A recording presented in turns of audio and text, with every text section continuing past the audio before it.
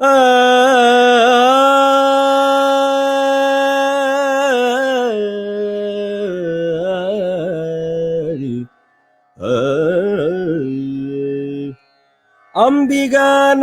ನಿನ್ನ ನಂಬಿದೆ ಜಗದಂಬರಮಣ ನಿನ್ನ ನಂಬಿದೆ ಅಂಬಿಗಾನ ನಿನ್ನ ನಂಬಿದೆ ಜಗದಂಬರಮಣ ನಿನ್ನ ನಂಬಿದೆ ಅಂಬಿಗಾನ ನಿನ್ನ ನಂಬಿದೆ ಜಗದಂಬರಮಣ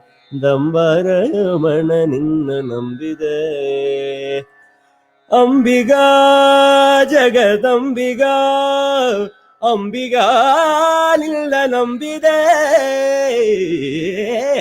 ಅಂಬಿಗಾ ಜಗದಂಬಿಗಾ ಅಂಬಿಗಾ ನಿನ್ನ ನಂಬಿದೆ ಅಂಬಿಗನ ನಿನ್ನ ನಂಬಿದೆ ಜಗದಂಬರಮಣ ನಿನ್ನ ನಂಬಿದೆ ಅಂಬಿಗನ ನಿನ್ನ ನಂಬಿದೆ ಜಗದಂಬರಮಣ ನಿನ್ನ ನಂಬಿದೆ ರಮ ಬನಿದ ಅಂಬಿಗನ ನಿನ್ನ ನಂಬಿದೆ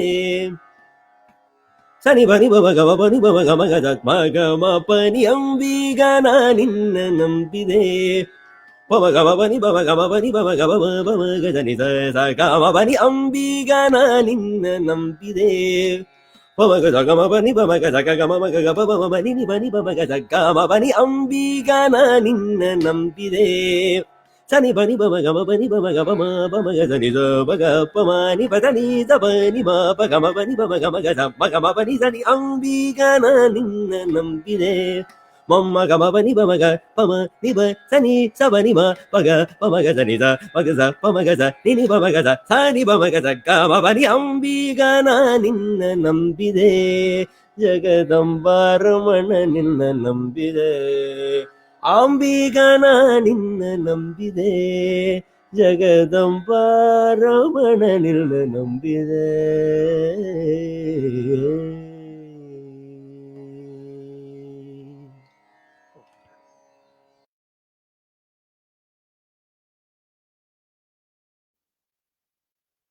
Welcome to the Smithsonian Folklife Festival Story Circle. My name is Beto Arcos. I'm a music journalist based in Los Angeles, a regular contributor to NPR and the BBC, and I'm the moderator. Happy, thrilled to be here with you today at this very special Story Circle. Thank you. Thank you for joining us. Today's presentation features real-time captioning, and to access it, you can use the link from the original event listing, or you can find it in the comments below.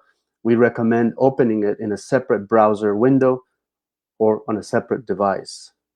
I've collaborated over the years with the Smithsonian Folklife Festival a few times before. I'm really today just overwhelmed with joy to be part of the series. And if you don't know about the festival, I encourage you to check out festival.si.edu. Again, festival.si.edu to learn about its programs, education resources, and much more. This conversation is offered as a contribution to Care Package Poems, Meditations, Films, and Other Cultural Nutrients for Times Like This, curated and produced by the Smithsonian Asian Pacific American Center. We encourage you to explore this innovative project designed to help us all find some calm amidst the chaos. And later on, I'm going to ask Aditya in particular about his own care package, maybe recommend some things to us. From Ravi and Anushka Shankar to Karsh Kale and Akram Khan, Aditya Prakash has studied and worked with an impressive array of acclaimed, world-renowned artists.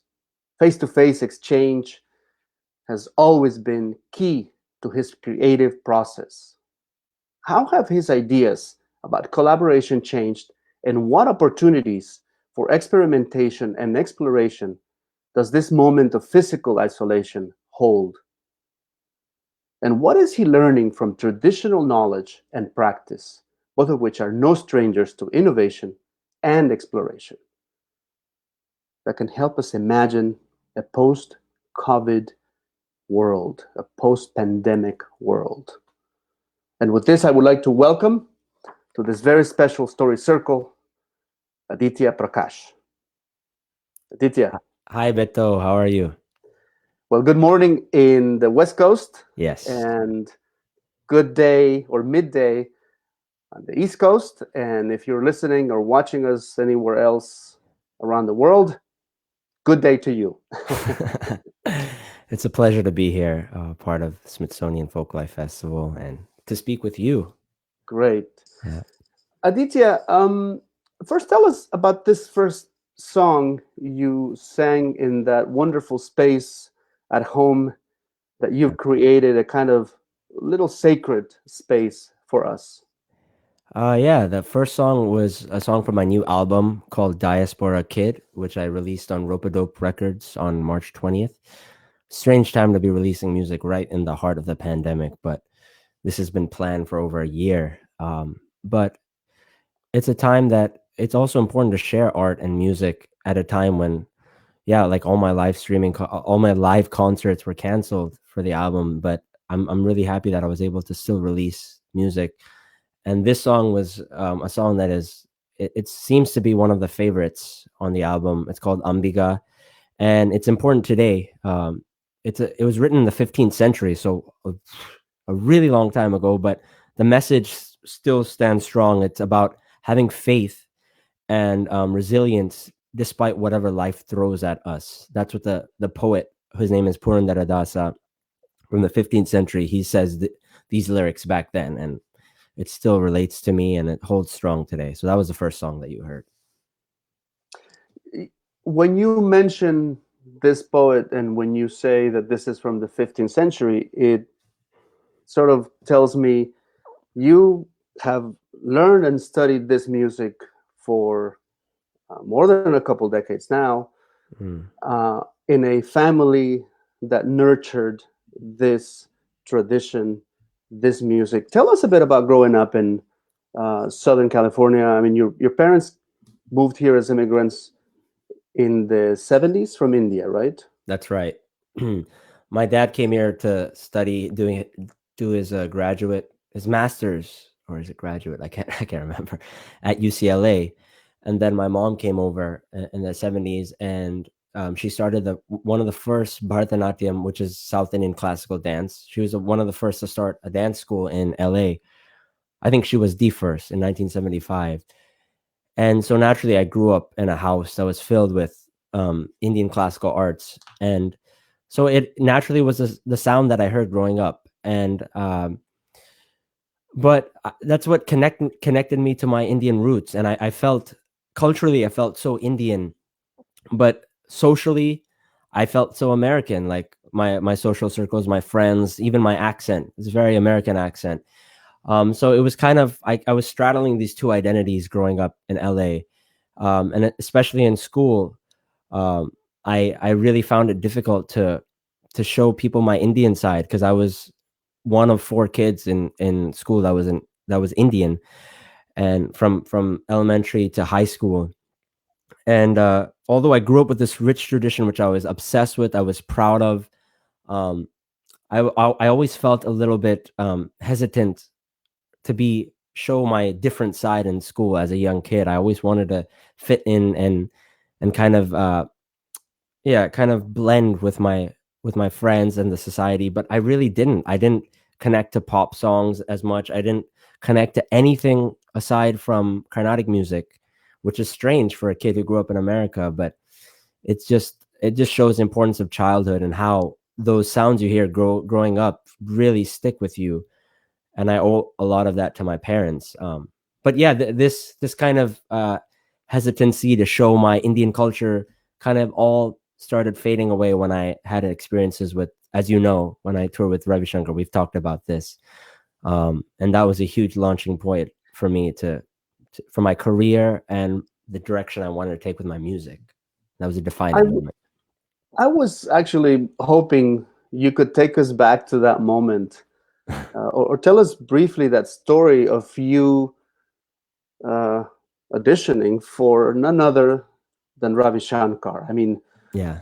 That would be, the equivalent of a kid auditioning for Bach, or for a big time, composer from Yeah, the Baroque period. I mean, this right. is pretty a tall order, as we like to say.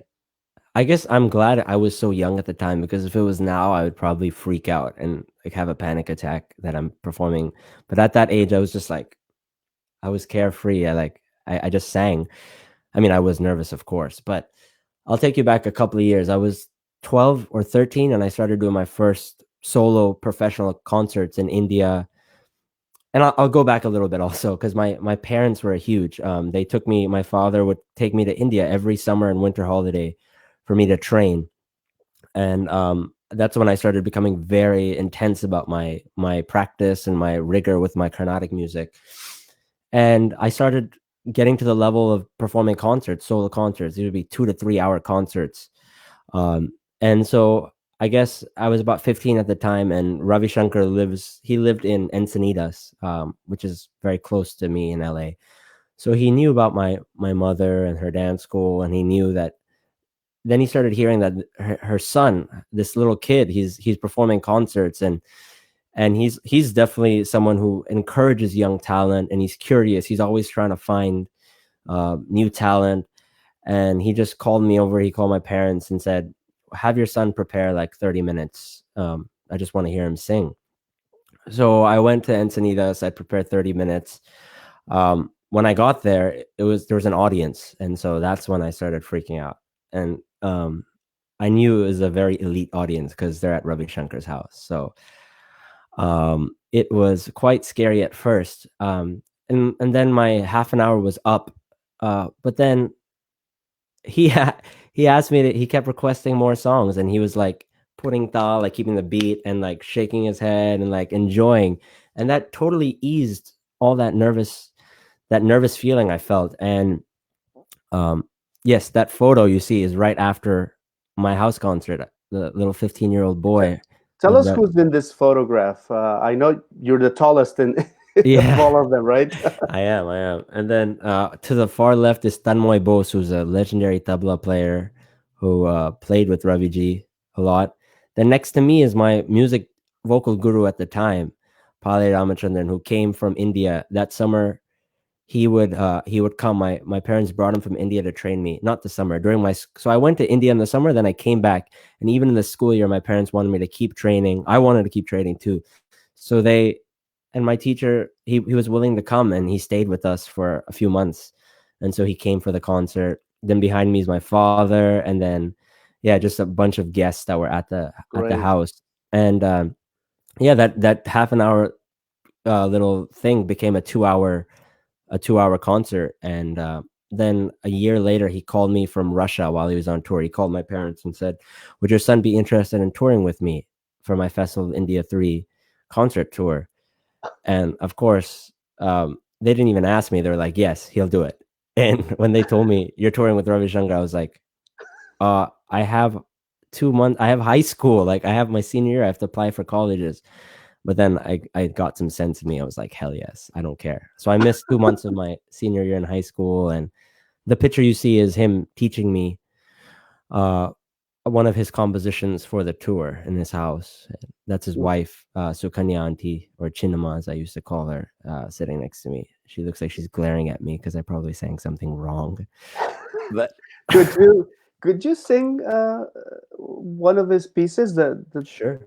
That would be so wonderful to hear you. Yeah. And if you're just joining us, I'm speaking. My name is Beto Arcos. I'm a music journalist. We're speaking and listening to the music of Aditya Prakash. And by the way, those of you who may not know this is really wonderful to let you know. This month is Asian American and Pacific Islander Heritage Month, and we're so glad to be celebrating with music. So, Aditya, what are you gonna sing for us now? I'm gonna sing a song that I've sung a lot with my ensemble. It's one of his taranas. So the tarana it takes rhythmic syllables. So the words I'll be singing they're linguistically void. So they don't have like a particular meaning, but it just takes the rhythmic sounds, which I'll talk about later, and creates and mixes it with melody and it's a beautiful composition called the Tarana. And it's in a raga called Nata Bhairavi. So it's called Nata Bhairavi Tarana. And for the music nerds, Nata Bhairavi is just a minor scale. Wonderful. I'll sing a bit of it. I won't sing the whole thing. Audio is good. Everyone can hear me. Is it good, Beto? All good. Cool. Nadredani tomdredani tadaritadani daranadim daranadim taredani daranatadaredani nadredani tomdredani tadaritadani daranadim daranadim taredani daranatadaredani nadredani tomdredani tadaritadani Daradim daradim dana daranadim dim dim dana daradim dana daranadim dim dim dana darana darana darana dim dim dim dim daradim nadradani dom dadani dadaradani daranadim dom dardardar dom dardardar dom dardardar dana na na na Tom dir dir dir dir dom dir dir dir dir dom dir dir dir dir da na na na na dir dir dim dir dir dim dir dir dim dir dir dim dir dir dim dir dir dim dir dir dim dir dir dim dir dir dim dir dir dim dir dir dim dir dir dim sani da ba ma gari ni da ba ma gari za ga da ba ma gari za na dir da ni dom dir da ni da da dir da ni dar na dim tare da ni dar na ta da re da ni na dir da ni dom dir da ni da da ni Nadridani domdridani dadari dadani Nadridani domdridani dadari dadani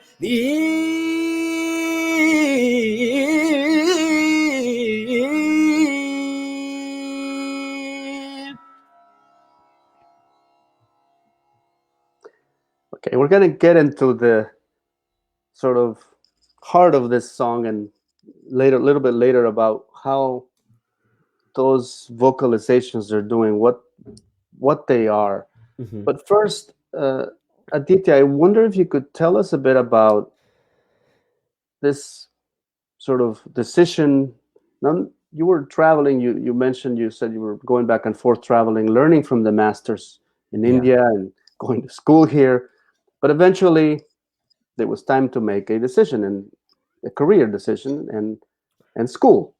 So you enrolled at UCLA, and there you met a group of musicians, right, from completely different backgrounds, right. All diverse, just as this wonderful country is, a diverse mix of cultures. And then you decided it's time to create something new, time to innovate on the tradition. And tell us about also, what did your masters think when you were doing that? Because let's remember, some masters of tradition are not keen on innovation, mixing other things. They want to stay sort of pure, if you will. Right, right. And I was like that too. I had that mentality. I didn't want to mix anything. I just wanted to only do Carnatic. But Ravi Shankar, seeing him, he would collaborate with the Beatles, with jazz, with Western classical, but he still retained that. Every time I heard it, I heard the aesthetic of the core of Indian classical music. That kind of opened my eyes that this could be possible. And I heard it before, but I didn't think I'd want to do it. But seeing him and seeing how accessible he made it made me want to bring my music to a wider audience. And I went to UCLA. After I toured with Ravi Ji, he told me that I should do music full time. I should be a professional musician. I should forget about anything else. Whether I want to be an engineer, doctor, it doesn't matter. You need to be a musician. And that sealed the deal for me. So when I went to UCLA, I got in on ethnomusicology.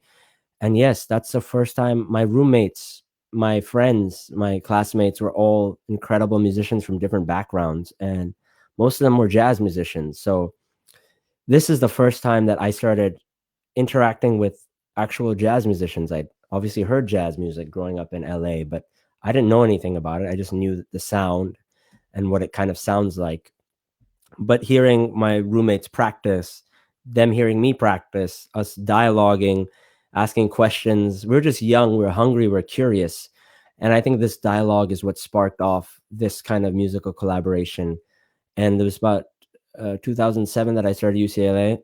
By 2010, all those years of informal jamming and at like jam session parties and me hopping on and improvising with them kind of showed us that there is a space where these two seemingly disparate traditions of jazz and South Indian classical vocal can come together in such an organic way. Not to say that tradition, that combination has been done obviously by people like Shakti, John McLaughlin, Zakir Hussain, but for me to actually experience it myself was a different thing than hearing it. And when you feel that blending of such of different traditions, different people, it's a beautiful feeling, and we knew we wanted to delve deeper into that. So that's what started the Aditya Prakash Ensemble back in 2010, and we've stayed strong. We're continuing to work and develop, learn, and improve through our dialogue. I want us to see a clip of you in your element with your band performing. This was last December 5th to be precise. Yeah. At the Feria Internacional del Libro, which is the international book fair in Guadalajara, Mexico. Now, for our audience that's just tuning in or listening and watching this, keep in mind, this is Mexico. Most people in the audience have never heard this music before, and they're watching something completely, it's not tradition, it's innovation. It's the band playing jazz with a singer singing Indian music from both North and South. But let's see this clip to get people an idea of what we're talking about when we say jazz and classical Indian music.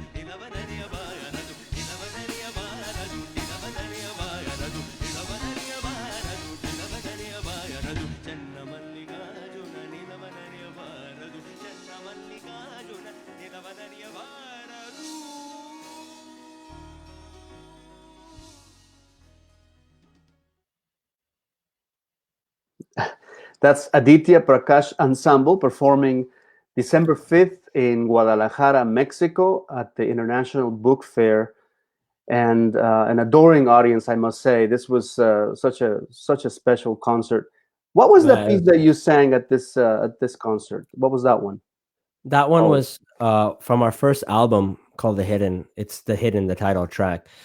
And it's beautiful poetry, spiritual poetry. I don't think we have time to get into that, but as you can see, yeah, there's a lot of a lot of elements of where the traditions combine. For me, at this point, it's not about, I don't hear jazz or Indian as separate. I just hear it as one entity, and I'm not even thinking about combining different styles. It just come out as its own language, and yeah. So yeah, that's basically it. I mean, let's understand this. There are Indian music has an improvisational aspect. Jazz has an improvisational aspect, and so yeah, that's like the meeting point. I think that's like the entry in, is the fact that both our styles are very spontaneous. They feed off musicians interacting on stage. A lot of it comes from one idea a musician plays, the next musician takes it forward. That happens in both traditions, especially in jazz solos. There is a composed part, the head, and we call it a pallavi in Carnatic music. That composed part is the launching pad for the improvisation. It's very similar to both styles, and so that was our way in. But one thing that Indian music doesn't have is harmony. We just because of this, maybe you could say that we've really delved deep into melody and rhythm. Through centuries, it's been evolving. And so I think jazz musicians can gain a lot from Indian melody, how we approach raga, how we develop melody. We think like this, where they think like this, stacking harmony. We're thinking melody, building melody. How can we continue to build a melody? I like to physicalize that. And so if you can combine those elements, it just opens up the music like this. So instead of going in direct lines, you just kind of open up in a different direction. And I think that's what made me want to like open up this new sound. It brought a new soundscape. So I think we both gain a lot, jazz musicians and indie musicians. My band, we learned a lot about. But to clarify one thing, though, your singing has to follow certain patterns, right? Certain structures, whereas it's not the same as vocalese. The singers of, the jazz singers that would do scat, it would be just improvisation, right? I mean, they follow obviously the 12 tones, right? The 12, but in Carnatic or Hindustani, there's a certain structure that you have to follow, right? Yeah, the structure is, I think it's important to have a structure. I think everything has a structure, but you need to get so comfortable in it that you don't even notice the structure anymore. And I think then you're free, truly free. And yes, ragas do have certain rules. Like for instance, there's a scale. It's just a major scale, but the raga goes sa ga ri ma pa ni sa ni pa ma ga ri sa ga ri. I can never go sa ri ga. If I go sa ri ga ma, that's wrong. It's a different raga. I have to always go sa ga ri ma ga ri za ni pa ni sa ga ri pa ma ga ri za ni sa ga ri pa ma ga ri za ni sa ga ri ma sa ri ga ma. No, sa ga ri ma sa ga ri pa sa ga ri ni pa ma. But I'm not even thinking about that. It's just coming out. Sa ga ri ma pa ni sa ga ri ma ga ri za ni pa ni pa ma ga ri za ga ri ma ga ri za ni pa. And so I'm not limited by those rules now. I'm free. And I think that's the beauty of this tradition, is the rules are there to give you freedom to work within. And I think sometimes it's nice to have that. Right. So we need to kind of move forward a little bit. And I'd like you to demonstrate a little bit of those instruments you have. Yes. To your left and to your right. Maybe folks in our audience may not be familiar with. Some people are familiar with them. This is an instrument that's essential for all Indian music, not just singers, right? Tell us about this instrument. It has two names in South India and in North India. That's right, Beto. This is called the tambura in the south and the tanpura in the north. And it's a stringed instrument. This is wood, hollow wood, as a resonating chamber.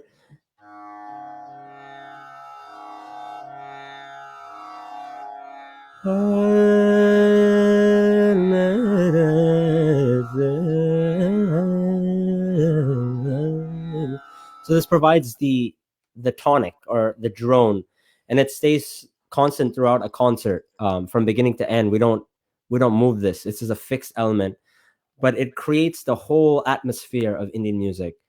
And sa ga ma pa, like I don't have a bass for the melody. It could be anything. But once I add the drone, the melody has its color, its shape. It takes its shape once it relates to this constant note. And this is one of the hardest instruments to tune. It's a very sensitive instrument to weather and to touch. So you have to be and it takes it's a process to tune, but it's like almost like a meditation to try and get it right. And I could just listen to this for hours. It's a beautiful instrument to me. That's one. It's called the tambura again. And then now in the north, people know and are mostly familiar with tabla, which are the two tuned drums that people play sitting down. In the south, you have this amazing instrument, which also has sort of two drums, so two sides to it. It does, yes. And this predates the tabla. It's called the mridangam. And it has one side, which is the higher pitched tonal side.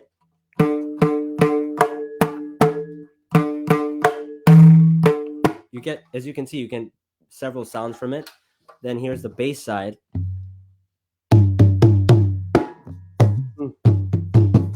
And traditionally there's a semolina paste mixed with water, which you put here to get that deep sound. but nowadays people use putty or like silly putty to get that same feeling. We're trying to always cut corners in this time, make things faster, easier. So this is a beautiful instrument. I used to learn this instrument as a kid. My parents enrolled me in rhythm classes because I was very interested in rhythm. But obviously, vocal took over, and I didn't have time to pursue it. So it's been about a decade since I've played. But yeah, I'll demonstrate just a bit of how it sounds.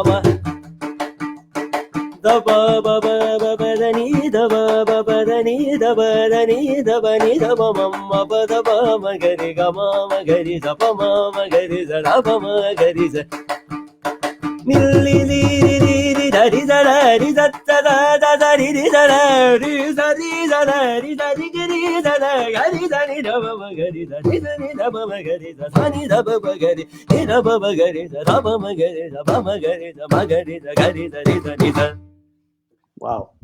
Oh, shoot.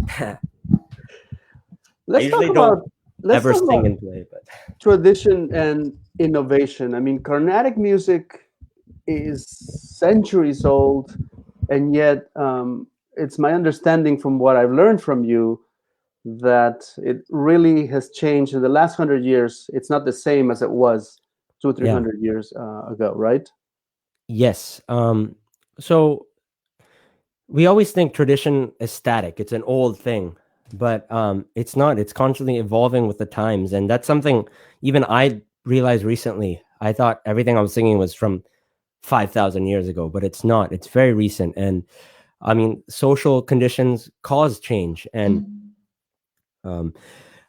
yeah. So it went from in the last 100 years. It's definitely changed the most. It's gone from the courts to temples, so more private spaces, to the public space, to concert halls, and the repertoire has changed along with that.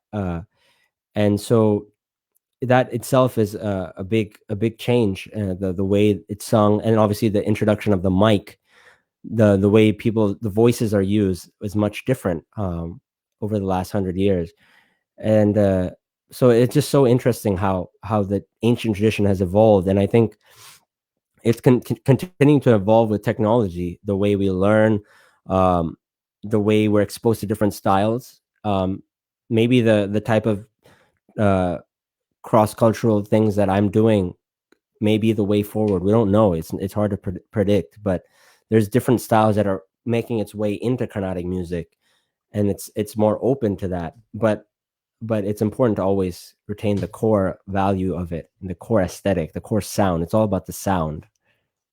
I want to show another clip of you improvising with your band in Guadalajara. Yeah. This is a moment where we can see clearly that interplay between you with this great tradition that you have already as part of your upbringing and that you're learning, and then the jazz musicians doing their part. Let's see this clip of Aditya in Guadalajara improvising.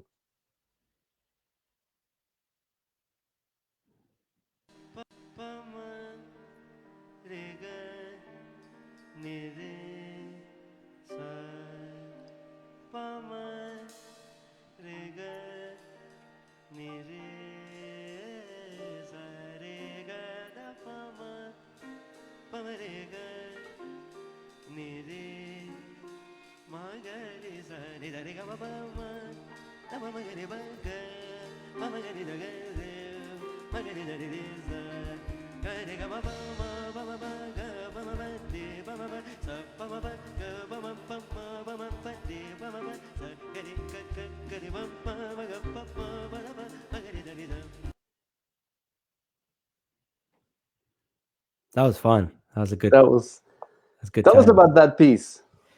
That was just taking we're working with a scale that's used in North Indian music called Yaman, a raga, and the for jazz musicians the mode is called the Lydian mode. Sa sa re ga ma pa da di sa re da pa ma ga re ni re sa. And I mean, I'm just improvising with the notes. I'm using the solfege. So like when there's do re mi fa sol la ti do in Western music, we have sa di ga ma pa da ni sa, and each note has a name. Like sa is short for sajja, ri for rishabha, so on. We can talk about this for a long time, but yeah. Aditya, most folks in the western part of the world, maybe even eastern part of the world, understand or know about Indian music from people like Ravi Shankar, but a lot of them don't know about South Indian music. Ravi Shankar comes from a tradition of Hindustani music, the North Indian. Tell us the differences between South Indian Carnatic music and Hindustani North Indian music. What is the differences? And if you could demonstrate also as well. Sure. I was trained in South Indian classical music, Carnatic music. North Indian music, socially, actually, from a social standpoint, was more influenced from the Mughal rule in India. So it has that Persian Arab influence, whereas the south part of India was not relatively isolated from that, so it didn't get affected by that. That's and I think those influences play a part on the way the ragas are approached. It could I don't know if it was at one time one style over all of India, but I think that Arab influence has really changed it. And yes, in South Indian classical music is a little bit more acquired taste. It's an acquired taste, and it's because of a simple ornamentation that we do that it's not usually a note is a fixed position. So we're used to hearing whether it's sa re ga ma pa da ni sa, they're all fixed points. When Carnatic music, that note, the fixed point is just a reference, but actually the note is constantly moving. So that third scale degree, sa re ga ga. In North Indian, they would sing ga sa re ga ma re sa re ga ma pa, depending on the raga. I'm just being very general here.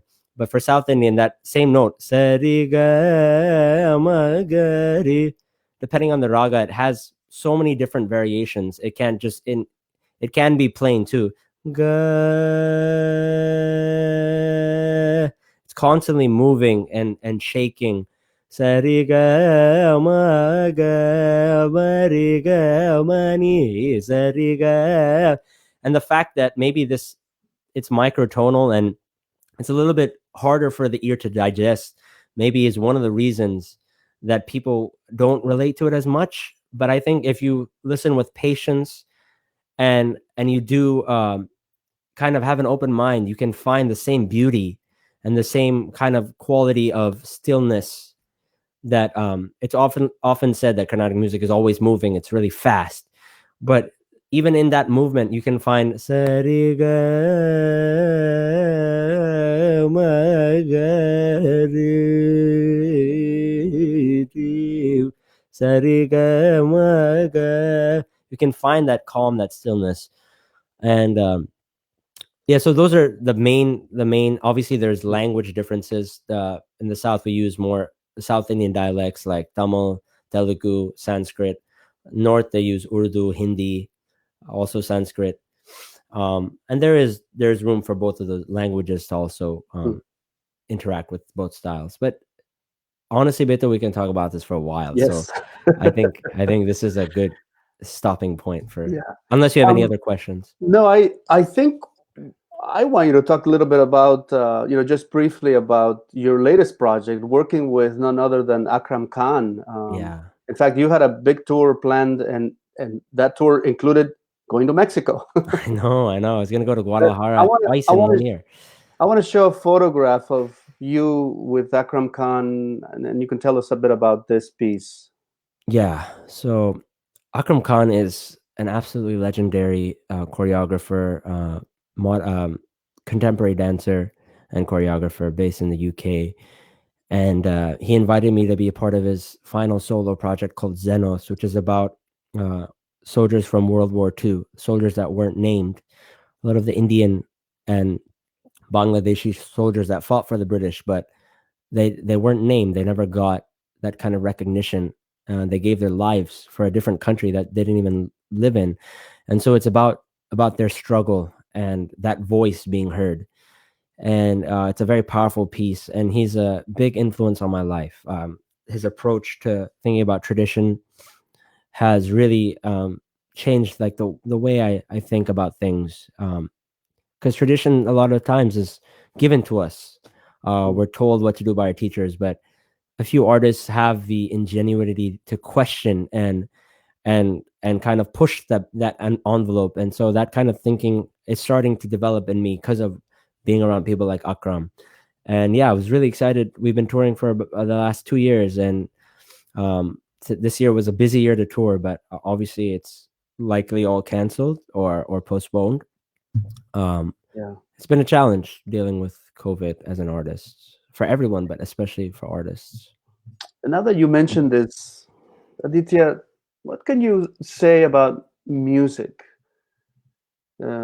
The role of music in Yeah. this time. I always consider, and I've thought of this is from an idea that I got from a friend in Colombia in a conversation I had with him last year. He said, Colombia may have a history of violence and all that, but music has been a balm for healing that's helped us cope with Right. this harsh reality.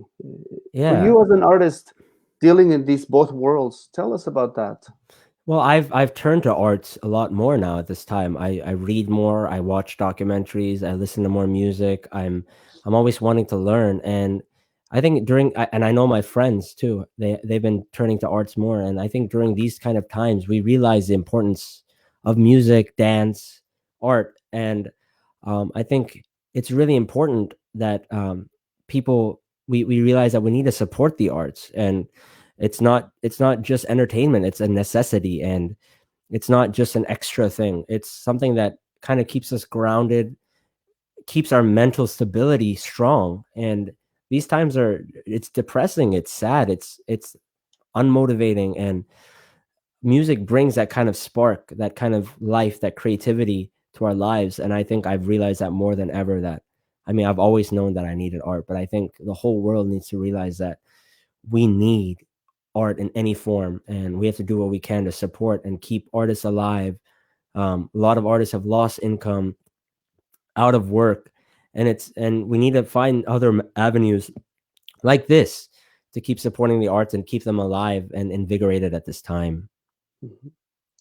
Now, before we go, we just have a couple of minutes left. I mentioned earlier the Asian Pacific American Center's online care package. And so I wanted to ask you, what does that mean to you? What would you put in an art care package for people to cope with as a nutrient, if you will, Yeah. to the life we're living in right now? What Well, music, what books, what art? well, for me, my care package is a lot of quiet, a lot of silence, yoga, breathing, deep breathing, and listening to lots of music. And for me, I like listening to my traditional Carnatic music, people like Ravi Shankar, people like Tigran Hamazi, and people who are use their tradition. I mean, it's all personal to me. Use their tradition to go beyond and find a new language and speak a new language using their tradition as the base. And reading a lot, reading documentaries. This is a time where we have time to learn new things, and I've been doing that a lot. And although I greatly miss interacting with musicians, friends, because that's a huge way to learn, is interacting, living, and experiencing. And we don't have that now. We're just isolated to ourselves. So art is our biggest tool to learn and to grow. And if we interact with art in any other way, I think that's the best care package we can give ourselves. So listening to music, reading, and watching inspiring shows and documentaries and things like that. Thank you so much, Aditya. Thank you, We've Beto. come to the end of our program. I want to thank so much the audience for participating, for sending us messages. In fact, I took some ideas from some of the comments that we were getting to ask you some questions. Next week, join us for our next digital story circle called Women to the Rescue, a conservation conversation about American ginseng. This program will be presented in collaboration with the Smithsonian Conservation Commons. I want to close by offering my sincere thanks to Elisa Huff, Sarah Rothman, Ginny Maycock, Diane Nutting, Josue Castilleja, Zaki Gould, Albert Tong, and of course, our main person here as well, Sabrina Lynn Motley, for their production and promotion efforts. Follow the Smithsonian Folklife page here on Facebook to get notifications about future events. And find us also on Instagram and YouTube. You can visit our website and come back here for us. The next story circle is May 14. I want to leave you now with another highlight from Aditya Prakash Ensemble performing last December at the Feria Internacional del Libro in Guadalajara, Mexico. We'll see you here again. Thank you so much. Thank you all. Take care.